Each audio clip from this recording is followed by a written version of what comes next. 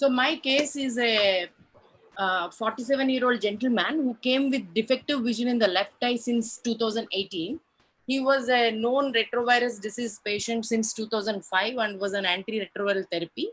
And his CD4 count is 600. He was a known hypertensive on treatment. When he came first, initially came to me in April 2018 with the visual acuity of 20/20 and 6. Right eye was unremarkable except for a small area of pigment alteration at the arcade. Otherwise, in the left eye, what we found was a giant pigment epithelial detachment, hence PEDs. And you can see in the autofluorescence, there was a kind of a layering, like some kind of hyperfluorescence at the each PED level.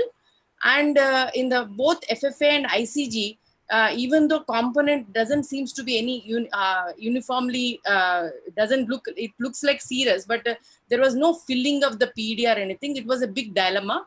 And we thought first it was an IPCV and we did all the ICG also, we did not give any clue. And whether there was any systemic history, something like any malignancy or anything like that, we did all the workup, everything was negative. And then we said that these are huge PEDs and you have a risk of any time something like an RP RIP or something can happen. And then he came in January 2020 with a visual acuity of hand movements and a giant, huge exudative retinal detachment and a probable site of RP RIP. And the retinal detachment was just behind the lens. And then we actually again did the HR, whether any paraneoplastic syndrome, HRCT, ultrasound abdomen. So the idea was that it was a bullous CSR probably causing RP RIP.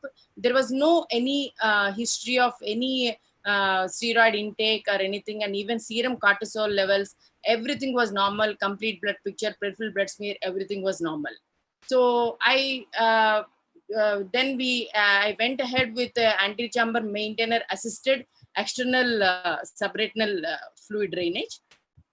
So in this the all recti were tagged, and the one interesting tip was that and you can see the retinal detachment just behind the lens, and the anti-chamber maintainer to be kept in the place where you are actually planning to drain the fluid. So that is the tip that one should keep in mind to prevent the possible lens stitch. And so once the retinal detachment was definitely, it was a very bullous, and then once the fluid was drained, I could see the retinal detachment for going back. And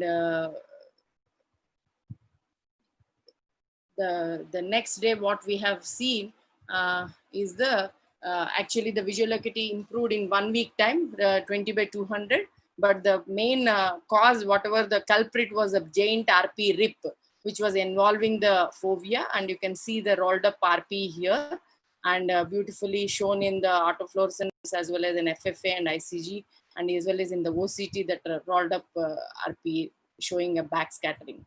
So a large PED has a high risk of transforming into RP RIP and should be followed up closely.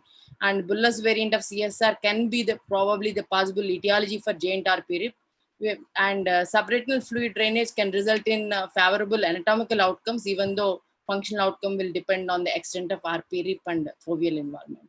So I would like to ask panel whether anyone has come across this kind of case, and then what could be the still reason, predisposing factor for him, and also what is that unusual PED nature that we have seen initially when he came as well.